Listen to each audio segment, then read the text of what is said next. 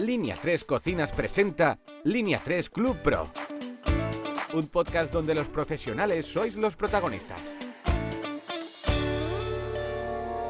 Pues hola otra vez, bienvenidos una vez más a nuestro podcast Línea 3 Cocinas Pro. Estamos hoy con Frank Carreras, que no es interiorista ni arquitecto, pero yo creo que nos va a aportar mucho valor a nosotros. Él es especialista de marketing digital. Yo le conozco a través de SADE, donde es profesor de marketing digital, y sobre todo yo le conozco de profesor de redes. Ha hecho un TED Talk, tiene su empresa que es Mamis Digital.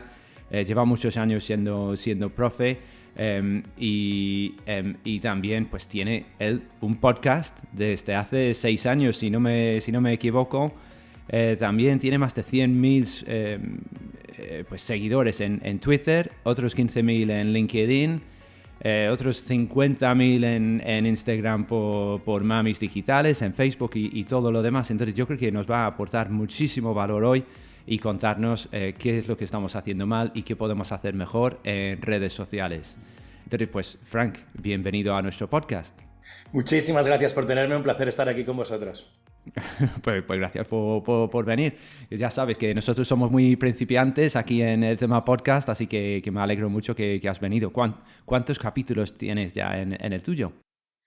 Pues la verdad es que debo tener ya unos casi 70, no los he contado nunca, pero han sido uno al mes durante 6 años y ahora ya estamos entrando en el 7º.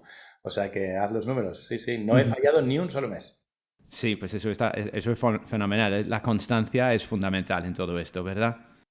Sí, además en el tema podcast, yo siempre digo que un podcast es una promesa y cuando empiezas tienes que mantenerla, ¿no? Entonces yo no me atreví a hacer una frecuencia más alta que una vez al mes y he tenido meses que he sufrido. También hay meses que voy por adelantado, ¿eh? Pero hay que cumplirlo porque si no, entonces el efecto acumulativo no se ve y es lo bonito, ¿no? Que cuando pasen los años, al final veas el resultado de todos esos episodios anteriores.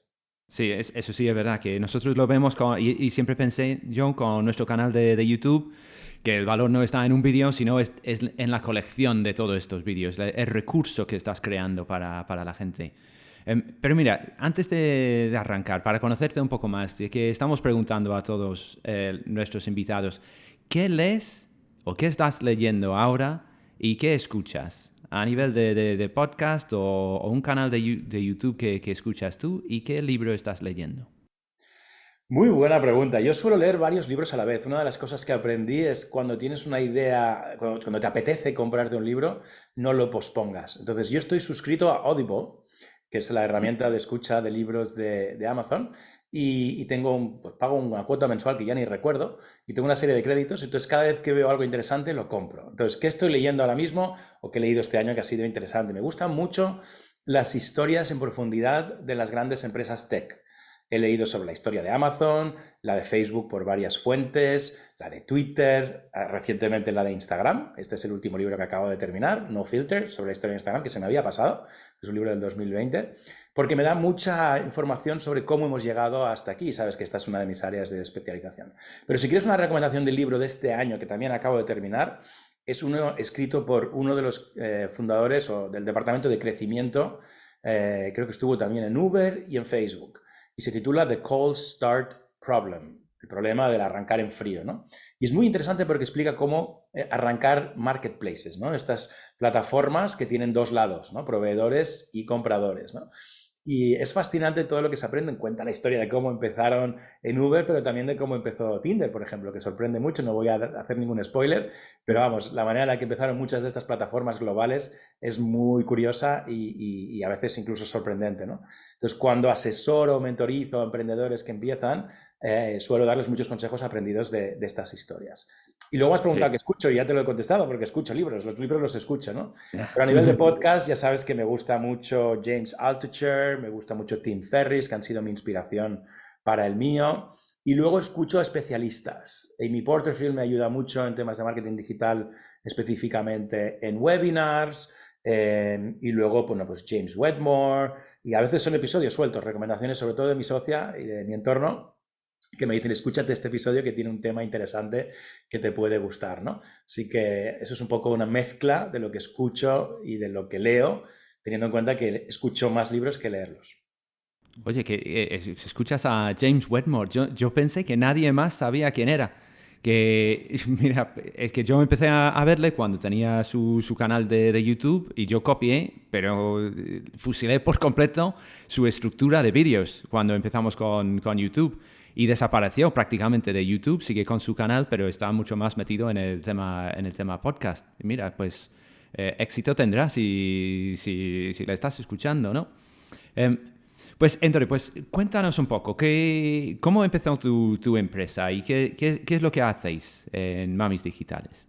Mira, Mamis Digitales nació de una agencia. Yo hace años, cuando empecé a dar clase en ESADE, era nuevo todo el tema del community management, la gestión de redes sociales. Y con otro profesor de ESADE fundamos una agencia destinada a ayudar a las empresas a gestionar las redes sociales.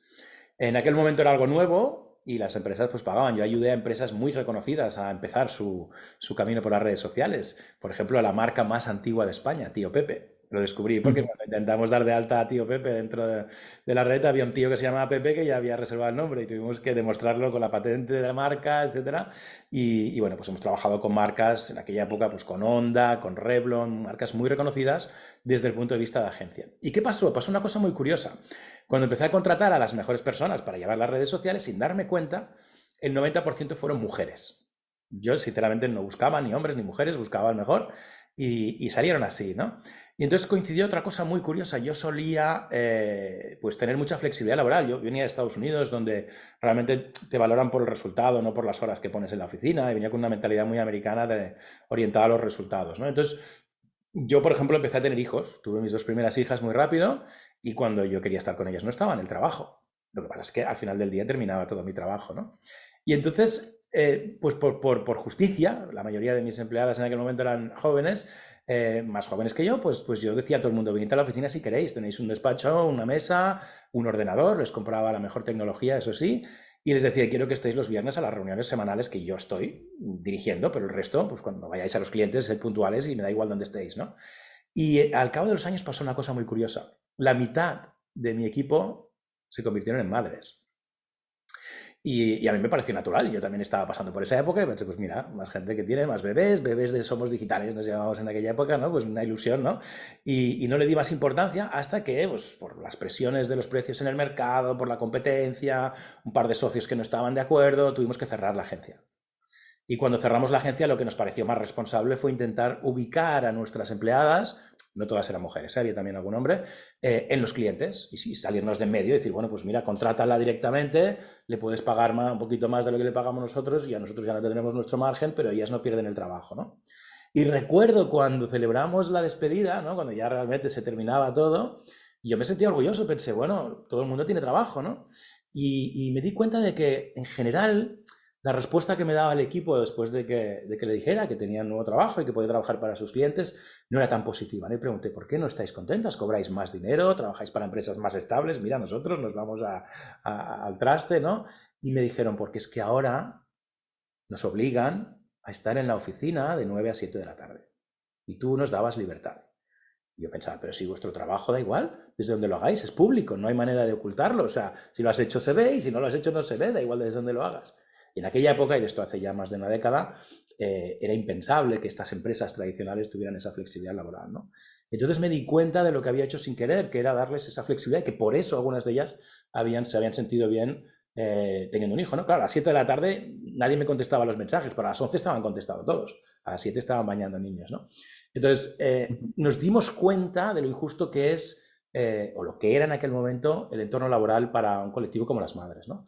Y lo empezamos a estudiar, nos dimos cuenta de la cantidad de madres que dejan de trabajar para estar con sus hijos porque su trabajo no es compatible y están fuera del mercado laboral. Es un recurso que está perdido, o sea, una cantidad de talento que no está... Y luego, pues lo difícil que era para muchas de ellas encontrar trabajos que fueran compatibles con estar presentes en la vida de sus hijos, ¿no? Y en aquella época coincidió con, bueno, pues con eso, como personas como James Wedmore, Amy Porterfield, aprendiendo de cómo estaba funcionando la formación online en Estados Unidos y en otros países como Inglaterra, y descubrimos que en Inglaterra había una agencia, a mí me pareció que era una agencia, que se llama Digital Moms, que era solo integrada por madres. Y pensé, qué buena idea, mira, justo como la que tenía yo, ¿no?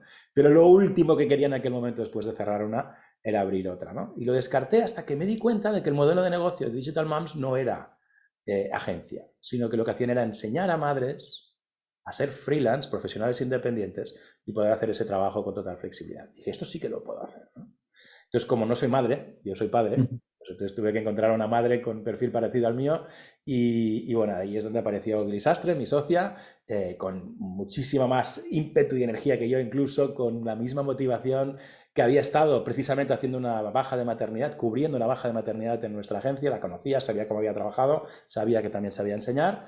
Y de la noche a la mañana juntos hicimos una validación, un intento de validar la idea en España, lo lanzamos y enseguida nos dimos cuenta de que había una demanda enorme por ese tipo de reinvención, antes de que existiera incluso la palabra. Y nada, y así empezó pues, lo que ha sido pues, 6 años, llevamos ya también con este proyecto de crecimiento, de descubrimiento y de realización personal y profesional. Porque claro, una cosa es trabajar por dinero, otra cosa es trabajar y además ayudar a una familia o ayudar a una empresa que no puede permitirse una persona a tiempo completo y puede contratar a una madre a tiempo parcial como freelance y tener ese mismo servicio, ¿no? Y ha sido súper gratificante, lo hemos reproducido en Francia, lo hemos intentado en Italia, no nos ha salido tan bien como en Francia y estamos planteándonos incluso los países anglosajones. En parte porque nuestras amigas inglesas que empezaron antes que nosotros, este año, pues bueno, por dificultades económicas han tenido que cerrar y tenemos el mercado anglosajón también a nuestro alcance, así que estamos muy ilusionados con crecer.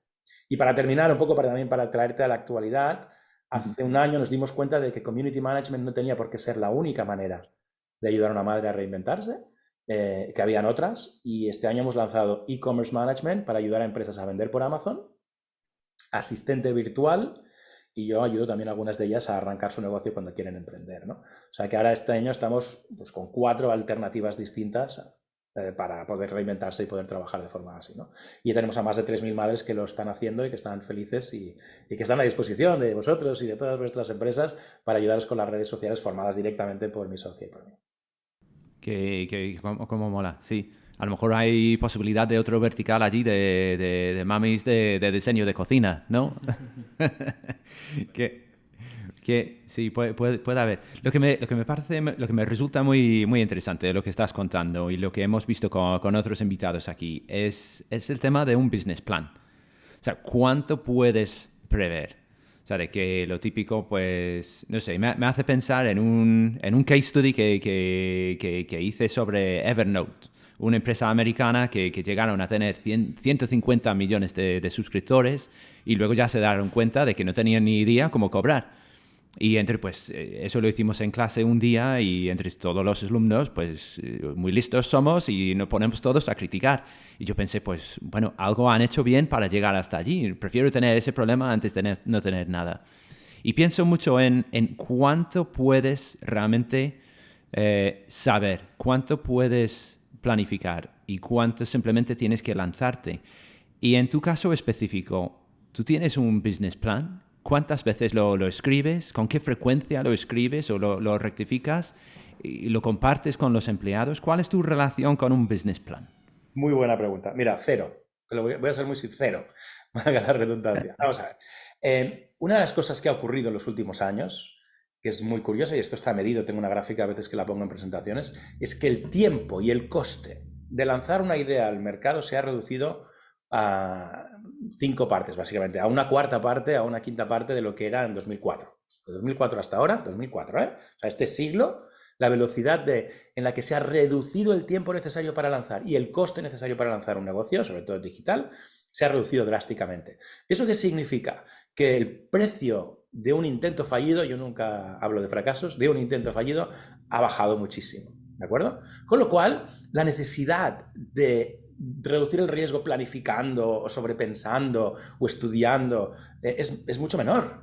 Entonces, ahora mismo puedes plantearte identificar un problema, tener una hipótesis de una posible solución para ese problema y lo que llamamos validarla muy rápidamente, ¿no? Entonces, ¿cómo lo hicimos nosotros? Y luego sí que te hablaré de planes, porque también tenemos planes. Pero en el momento del inicio, nosotros tuvimos la idea un 1 de octubre, bueno, tuvimos la idea, no, nos reunimos por primera vez para hablar de esto, mi socio y yo, un 1 de octubre, pasamos el día entero, o sea, no hubo plan, pero hubo una reunión larguísima en la que hablamos de cómo nos gustaría hacer esto, qué habíamos aprendido de los que lo estaban haciendo antes, qué habíamos aprendido de los modelos de venta y modelos de negocio que habían similares en el mundo de la comunicación de conocimientos o educación, y decidimos hacer la prueba. En ese momento, mi socia fue la que habló de la posibilidad de hacerlo a través de webinars. Yo no había hecho nunca un webinar en mi vida, pero era una tendencia en aquel momento que tenía mucha promesa.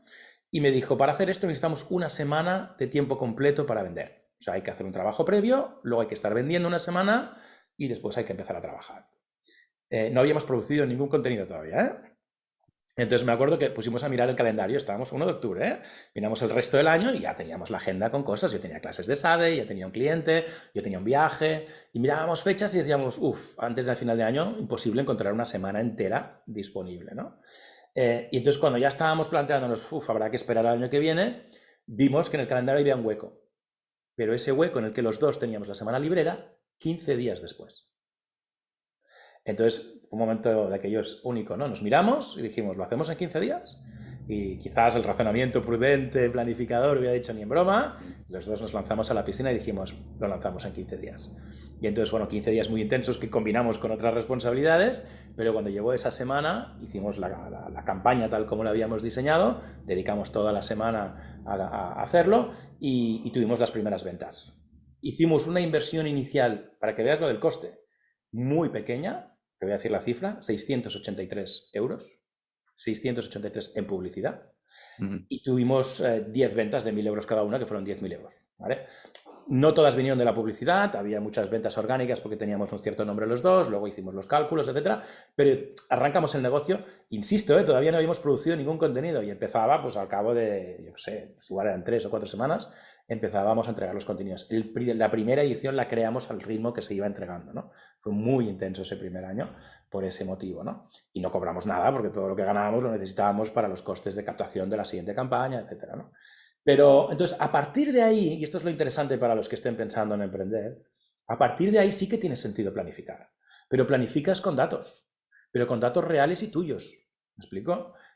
Nunca se me ocurrió plantearme hacer una hipótesis de cuánto vamos a ganar, de cuánto va a costar cada clic, de cuánto nos va a costar el CPM, de qué porcentaje de conversión vamos a tener, cuando era tan fácil simplemente intentarlo, ¿no? Y salió bien y pudimos medir todo eso, ¿no?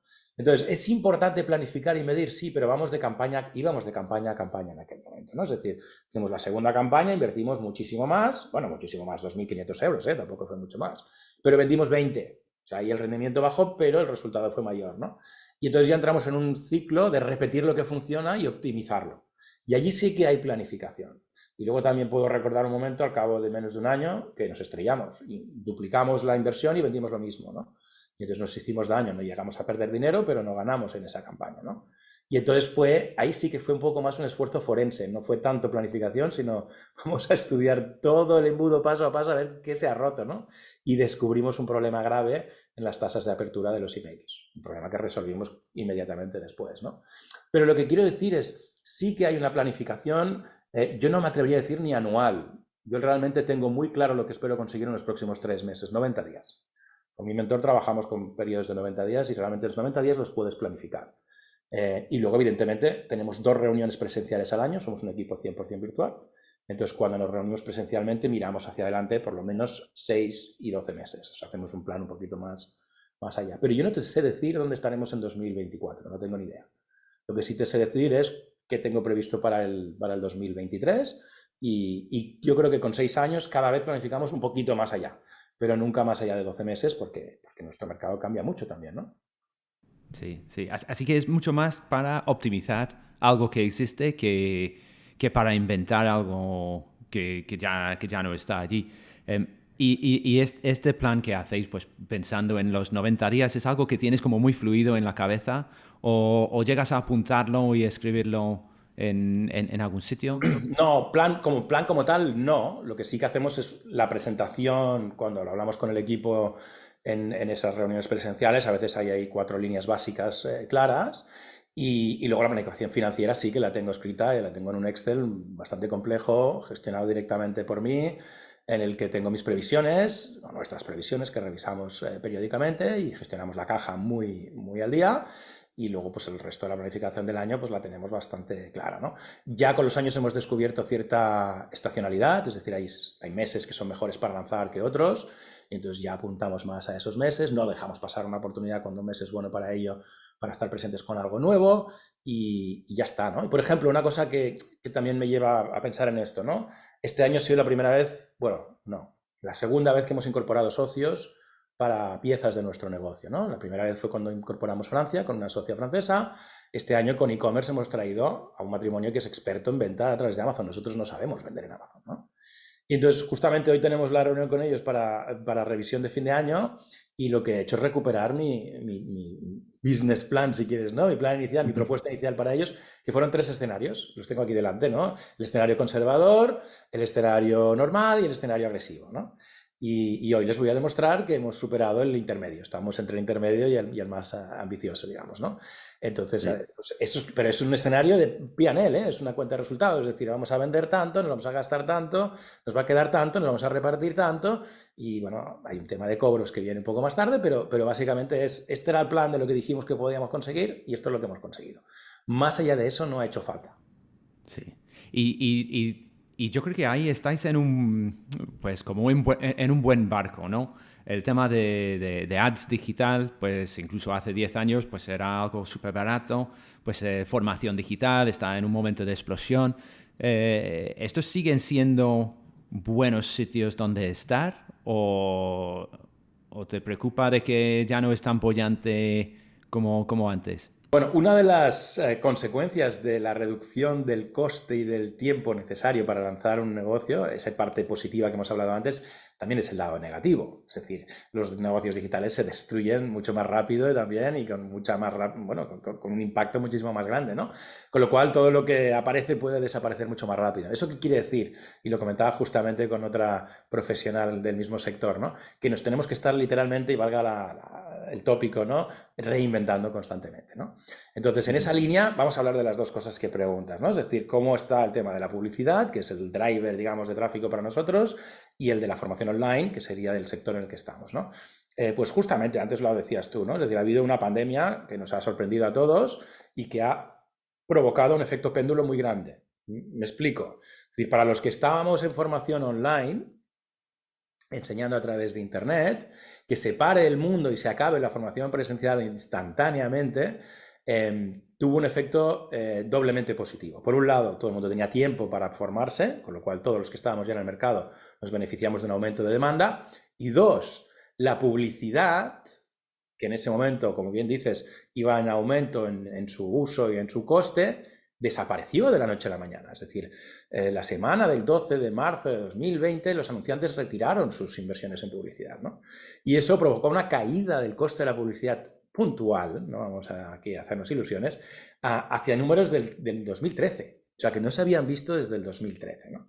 Entonces, a corto plazo, para todos los que estábamos en este sector, fue un bombazo de oportunidad. Nosotros crecimos un 65% ese año, ¿vale? Es decir, se dispararon todas las métricas. Bajaron los costes y aumentó la demanda, ¿vale? ¿Eso qué efecto tuvo a continuación? Hemos pasado ya un par de años desde entonces. El efecto rebote. Es decir, a medida que volvimos otra vez a lo anterior, la gente dejó de tener tiempo y volvió a dedicarlo a la formación tradicional y los costes volvieron a subir. Y además subieron por encima de los anteriores, porque mucha gente aprendió digital durante esa época y dijo, ¿cómo no lo he hecho antes, no? Entonces, esto a los que crecimos muy rápido nos generó un efecto rebote muy importante. Y hay dos clases de empresas en nuestro sector ahora mismo, ¿no? Por un lado, los que construyeron sus negocios en base a las cifras del 2020, y estos son dos, los que empezaron en el 20 y los que en el 20 hicieron un escalado, crecieron y incorporaron costes estructurales, endeudaron, etcétera, ¿de acuerdo? Y estos dos en 2021 sufrieron muchísimo, porque la retracción de la demanda y el aumento de los costes les hizo daño. Entonces, si tú eras nuevo en aquel momento, puedes haber dicho, pues ahora ya no es tan buen momento, me voy. Y si tú ya estabas durante un tiempo, pero te habías endeudado, habías crecido estructuralmente y no podías no podías reaccionar a ese cambio, te hundías, ¿no? Nosotros tuvimos la suerte que somos una empresa 100% privada, no tenemos inversores, tenemos una deuda muy controlada que está basada en los ingresos diferidos al futuro, o sea, todo es muy seguro en este sentido y hemos sido capaces, reinventándonos, lanzando nuevas profesiones, abriendo otros países, etcétera, de mantener la cifra de 2020. No hemos crecido mucho más, ahora este año volvemos a crecer, pero 21 y 22 han sido muy parecidos al 2020. Es decir, ese crecimiento no nos ha retrocedido y hemos podido sobrevivir, ¿no? ¿Y qué estamos experimentando ahora? Pues un mundo mejor, porque están pasando de nuevo dos cosas interesantes. Todos los que entraron de forma oportunista se han ido, o muchos de ellos se han ido, y luego los medios que utilizamos, cuyos costes iban en aumento, ahora están mucho más contraídos, mucho más moderados. Es decir, ya estamos en máximos. Las redes, ahora hay mucha gente que ya piensa que ya no, si no tienen tanto sentido, que ya no hay tanta gente consumiéndolas. Entonces, toda esa fiebre, que también era exagerada, esa burbuja, se está volviendo a una cosa mucho más normal, ¿no? Entonces, por ejemplo, puedo decir que desde verano hasta ahora, los costes quizás llega este 2022, los costes de publicidad no han aumentado como era de esperar en años anteriores. No puedo decir que haya bajado mucho, y a lo mejor también es que lo hemos hecho mejor y hemos optimizado más, pero desde luego no han ido subiendo como esperábamos, ¿no? Y yo le doy esa explicación. Muchos oportunistas se han ido, muchos de los que se quedaron y crecieron demasiado no han sobrevivido, y quedamos los que hemos sido un poquito más racionales y más conservadores en este sentido, o menos agresivos, o en fin, no lo sé, ¿no? Sí. O los que hemos sabido reinventarnos y seguir creciendo por otras cosas, ¿no? O sea, ahora mismo pues hay inflación, pues yo vendo más porque me invento más cosas para vender, no porque suba precios, ¿no? Y eso también, pues, es el resultado de estar haciendo esto durante 6 años y de no ser nuevo cuando esto ocurre también, ¿no?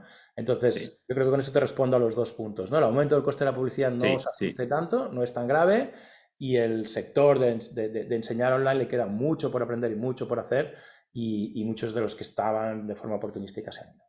Así que igual es mejor momento ahora entrar en esa formación digital. Es un poco más estable y ha pasado ese fiebre, como lo llamas, ¿no? Pues quería que hablamos entonces un poco en esta segunda sección específicamente de redes sociales y cómo usarlo. Y sobre todo en estrategia. Y yo creo que el primer estrategia y lo más obvio probablemente es la de volumen y calidad. Entonces, si miramos, pues nosotros estamos muy metidos en YouTube, entonces es lo que más conozco, pero si vemos, pues yo creo que el caso más extremo que conozco yo sería el James Jani. No sé si te suena o te ha llegado.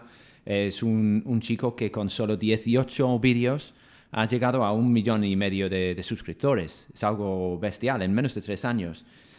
Frente a alguien como el Grant Cardone, no sé si le conoces, que tiene como 4 millones de suscriptores a base de casi 6.000 vídeos.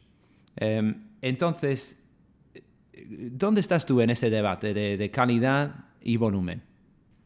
Bueno, a ver, yo en esta discusión siempre digo, no es una cuestión de volumen, de cantidad o de calidad, sino también de foco, ¿eh?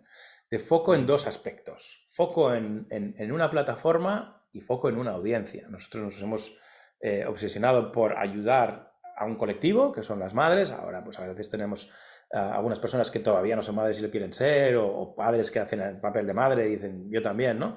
Pero el escoger muy bien al público al que quieres darle al que le quieres resolver el problema. Y entonces ya no es tanto de cuestión de volumen o no de volumen, sino de relevancia, ¿no? Es decir, si tú haces 18 vídeos, pero los 18 vídeos están afinados para ese público y ese público los recibe realmente pues, con interés y con expectativa, puedes conseguir muy buenos resultados, como podrías conseguirlo con 4.000 vídeos en el mismo periodo de tiempo, ¿no? Y luego también una cosa muy importante para mí, que estoy insistiendo mucho ahora mismo a mis clientes y en las clases, y es no intentar estar en demasiadas redes al mismo tiempo, ¿no? Es decir, las redes de hoy en día son muy, muy complejas y muy maduras en comparación de lo que eran cuando empezaron. Cuando empezó Instagram, por ejemplo, eran fotos cuadradas en iPhones con 12 filtros. Ahora mismo Instagram es fotos de cualquier tamaño, vídeos verticales, horizontales, historias, reels, directos, en fin, infinidad de herramientas y de opciones que puedes hacer, ¿no? ¿Y qué es lo que han hecho los profesionales de marketing no muy sofisticados? Cada vez que ven algo nuevo, pues hay que ponerse y hay que estar, y vemos ejemplos de éxito y pensamos que también nos ayudará, y entonces intentamos estar en demasiados lugares, ¿no? Cuando los casos de éxito que yo he observado son precisamente de aquellos que han dicho, vamos a centrarnos en una, vamos a aprovechar cada nueva oportunidad. Os he hablado antes de mi charla TED en YouTube, que está disponible para todos, y allí insisto mucho en la importancia del timing, en el sentido de aprovechar las oportunidades el primero, ¿no? Entonces, bueno, cuando no puedes entrar a una red el primero porque las redes ya son las que son, sí puedes incorporar una nueva funcionalidad antes que el resto, ¿no? Y te beneficias de menor competencia, y del crecimiento que está dando la misma plataforma a todos aquellos que utilizan esa nueva funcionalidad, digamos, ¿no? Entonces, el concentrarse en audiencia y en red te ayuda a que tus esfuerzos sean muchísimo más rentables en este sentido, ¿no? Y luego experimentar con el formato corto y el formato largo. Entonces, respecto a formato corto y formato largo, vídeos muy cortos y muchos versus vídeos, menos número de vídeos pero más largos, yo esto siempre lo explico en el contexto del camino a la compra, ¿no? En las primeras fases del camino a la compra, cuando el cliente todavía no sabe quién eres o todavía no está cerca de la toma de decisión, la atención es muy volátil.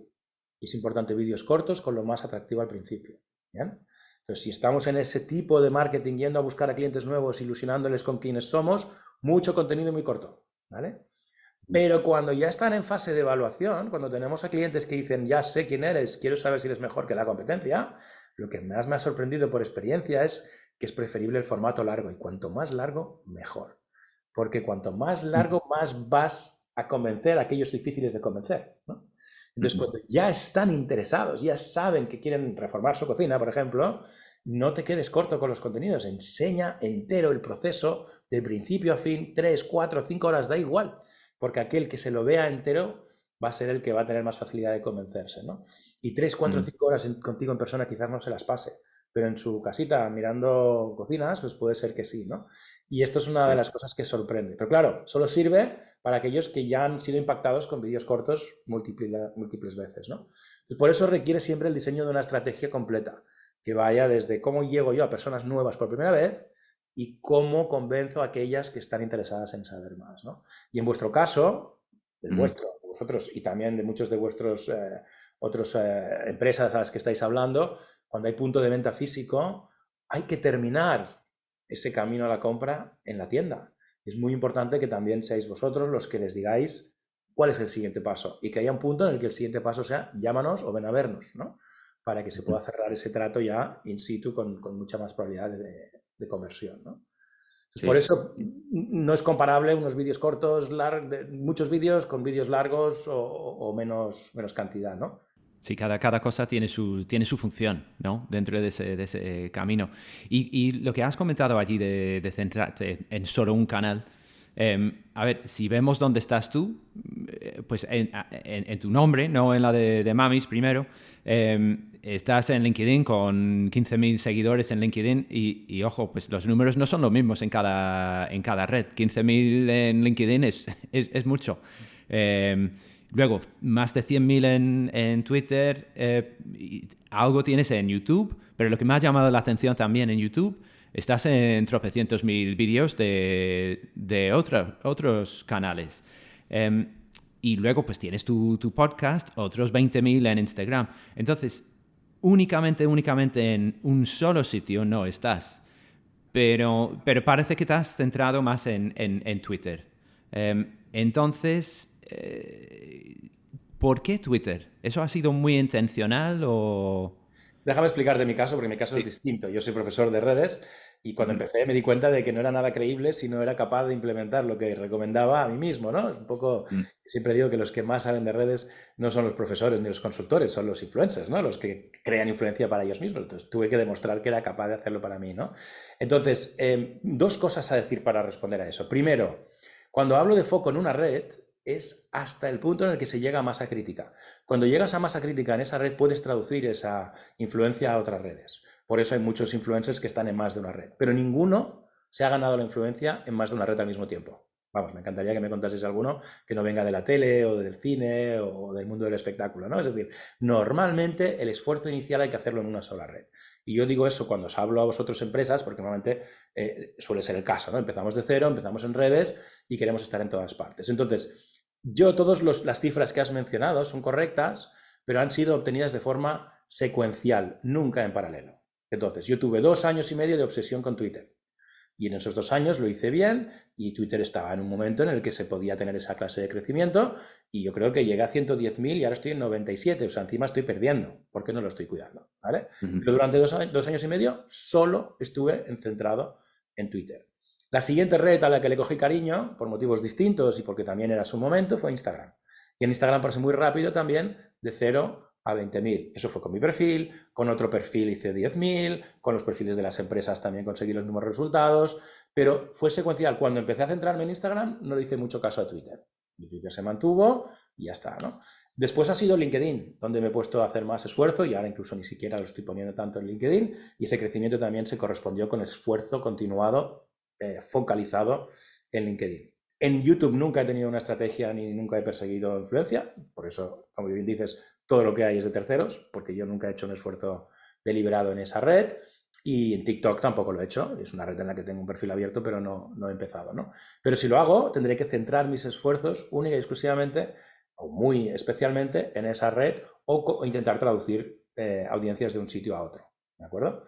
Entonces, no es que sea prioritario Twitter para mí, es verdad que Twitter a nivel de usuario me encanta porque aprendo un montón de lo que no sé, ¿no? Es decir, en el buscador o en ChatGPT ahora busco lo que sé que necesito saber, pero en Twitter aprendo cosas que no sabía o que no hubiera buscado nunca, y eso me parece fascinante. Es algo que hacía antes cuando era pequeño con la tele, ¿no? Te ponías delante de la televisión a ver qué echan. Ahora cuando pongo la tele veo el programa que me interesa, pero en Twitter es donde pongo a ver qué cuentan y me salen cosas relevantes porque he escogido muy bien a quién sigo y tengo pues un flujo de información, digamos, continuo, interesante, que no puedo encontrar en ningún otro sitio, ¿no? Entonces eso también puede explicar un poquito las cifras de Twitter. Pero yo creo que es más por el momento y por la red y por el esfuerzo que hice en cada una de ellas. Sí. Es útil entonces también elegir un sitio que te gusta como usuario, por lo menos para arrancar el primer sitio donde vas a empezar a buscar contenido, seguidores, perdón. A nivel de marca personal, por supuesto. A nivel profesional tiene que ser el lugar donde está tu audiencia. ¿Me explico? Ya, Si quieres influencia propia, hazlo en algo que disfrutes, claro que sí. Y además deberás hacerlo con mucho esfuerzo, ¿no? Y todo lo que pongas se va a notar, con lo cual si te gusta, estarás más predispuesto a hacerlo. Pero cuando se trata de una empresa, no importa lo que te guste. Lo que importa es lo que le gusta a tu público y tienes que ir donde están ellos y hacer el esfuerzo necesario a través de tu propio esfuerzo o el de tu equipo o de tu agencia o de tu community manager para conectar con ellos donde están ellos, porque no se trata de ti, se trata de ellos, ¿no? Pues yo creo que esto nos lleva a otra pregunta que hemos hablado con varios interioristas que han estado aquí. Y tiene que ver con si abro una cuenta a mi nombre personal o a la empresa. En tu caso, pues entonces tienes tu marca personal, pero luego ya con Mamis Digitales, pues tienes pues mucho más seguidores en Instagram a través de la empresa. ¿Qué hacemos? Muy buena pregunta. Mira, las redes sociales son más sociales que redes. La gente va a las redes sociales para socializar. Socializar se hace con personas, no con logos. ¿Estamos de acuerdo en eso? Por lo tanto, todo lo que tenga personas detrás será mucho más sociable y social que cualquier cosa que sea institucional o profesional, etcétera, ¿no?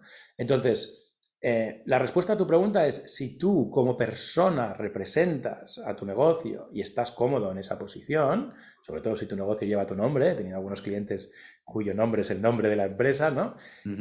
Es muy recomendable que seas tú como persona quien esté dando la cara en redes, ¿no? Y siempre tendrá muchísimo más engagement o conexión la persona que el departamento de comunicación, ¿no? Elon Musk pues siempre tiene mucho más alcance, es un ejemplo muy extremo, que su departamento de prensa en SpaceX o en Tesla, está claro, ¿no? Es decir, la gente conecta con quien está detrás del negocio, ¿no? Pero en aquellos casos en los que no se dé esa circunstancia tan particular, sino que la empresa sea el resultado de varios socios o de personas que no quieren estar al frente dando la cara porque les da vergüenza o porque simplemente quieren una cierta intimidad o no son de caracteres o personalidades extrovertidas, no pasa nada. Utilicemos el nombre de la empresa, pero en la medida de lo posible destaquemos a las personas que hay detrás, ¿no? Yo, por ejemplo, el otro día estaba dando una charla a farmacéuticos y les decía: ¿quién está detrás del mostrador? La persona que está detrás del mostrador debería ser la persona que está dando la cara en las redes. Porque la gente, cuando vea a esa persona en su bolsillo, en su móvil, recordará a la persona, y cuando vaya al punto de venta encontrará a esa persona que le ha atendido por redes o que le ha aconsejado por redes, y tendrá esa vinculación, esa conexión que realmente hace que sea algo especial, ¿no? Si no lo haces, si lo haces siempre de una comunicación así como muy aséptica, institucional, estarás perdiendo esa posibilidad de conexión emocional, ¿no? Evidentemente no puedes obligar a nadie, ¿no? Pero yo creo que ahora, hoy en día, en un lugar que tienes un punto de venta, y estás seleccionando a personas porque van a tener trato con el público, en esa entrevista, en esa decisión de proceso de selección se debería incluir la predisposición a interactuar con los clientes en redes, porque ahí es donde están los clientes el resto del tiempo, ¿no? Es decir, ¿cuántas veces al año, Steven, vienen tus clientes a visitarte a la tienda? Probablemente entre 1 y 2 veces al año o 5 cuando están en proceso de compra, ¿no? Hablo cuando no están en compra, ¿no? Pero ¿cuántas veces se conectan al teléfono móvil al día? Aproximadamente unas 150, ¿no? Entonces, si eres capaz de estar presente más, no sé, 7, 8, o 4 o 5 veces más que en el cara a cara a través de redes, y eres tú o las personas que están al frente de tu negocio las que lo están, la probabilidad de aumentar esa cifra de visitas a punto de venta, o de que piensen en ti antes que en la competencia, o de que se planteen recomendarte a otros cuando alguien les pregunte sobre lo que tú ofreces, es mucho más alta. Por lo tanto, personas, personas, personas. Siempre que podamos en redes, pongamos personas. Si somos el dueño y la imagen, nosotros. Si no, las personas que estamos poniendo a conectar y a hablar y a interactuar con esos clientes cuando vienen a nuestros puntos de venta. Uh-huh. Sí. Y lo que has comentado antes de las... es que estoy pensando mucho en lo que estás diciendo ahí de personas. Desde luego es algo que intentamos hacer. Pero sí, estaba pensando en lo que dices de las olas y de que hay un momento para cada red.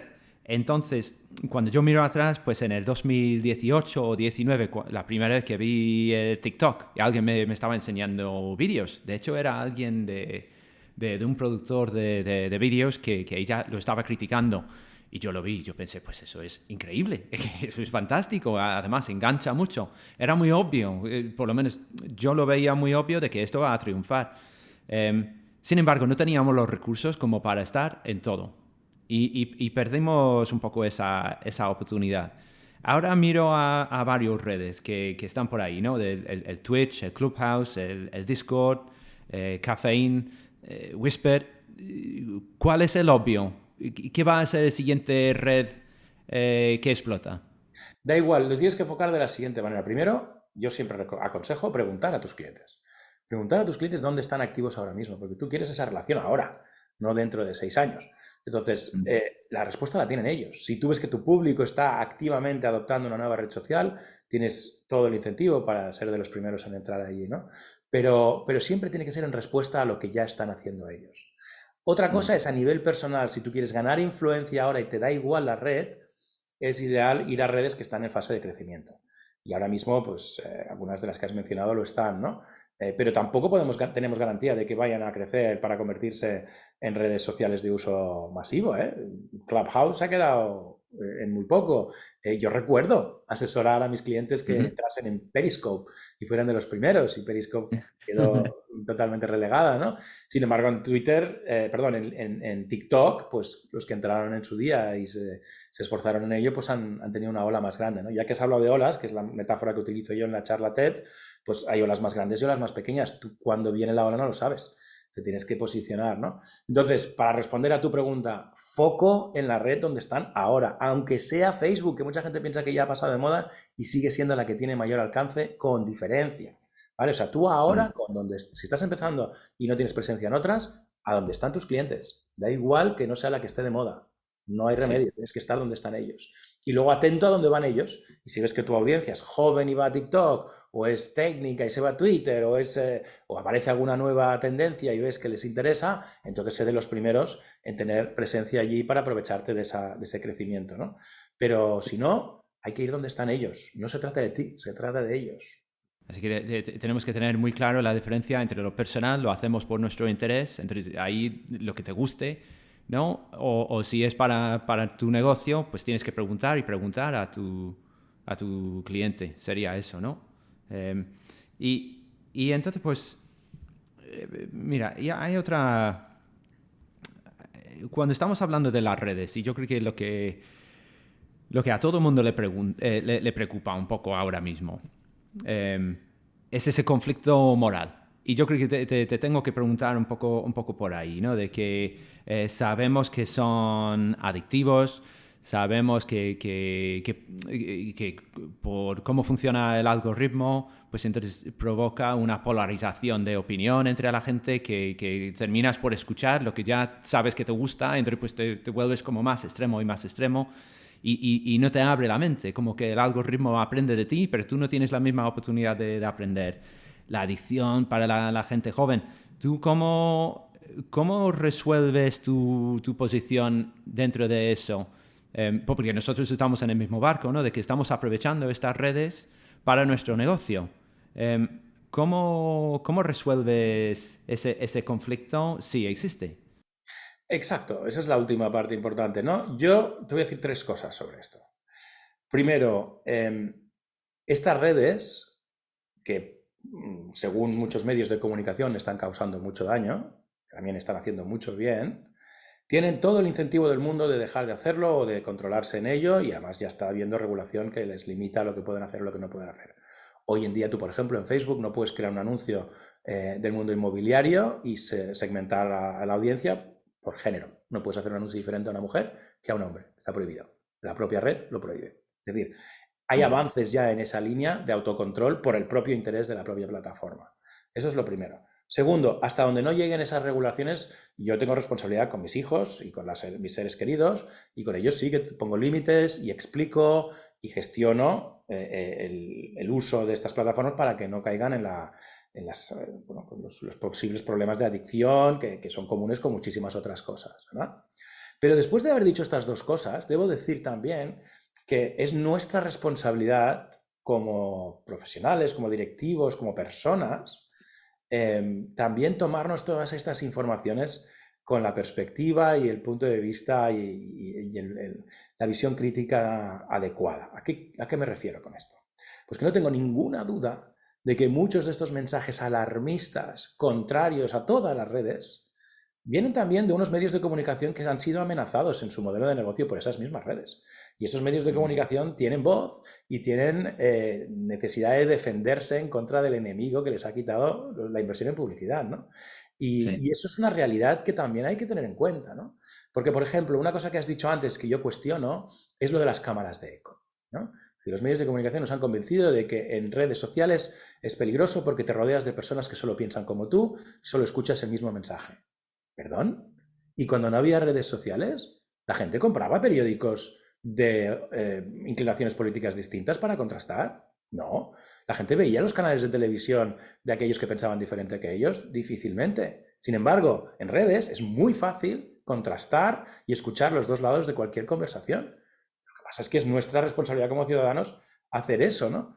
Pero yo no creo que sea peor. Todo lo contrario, lo que sí que es verdad es que es más rápido, más acelerado, más viral, en todos los aspectos, también en los positivos, ¿no? Entonces, siempre, como dicen en inglés, con un grano de sal, ¿no? Siempre cuidado ese mensaje negativo, sistemático, en contra de las redes sociales.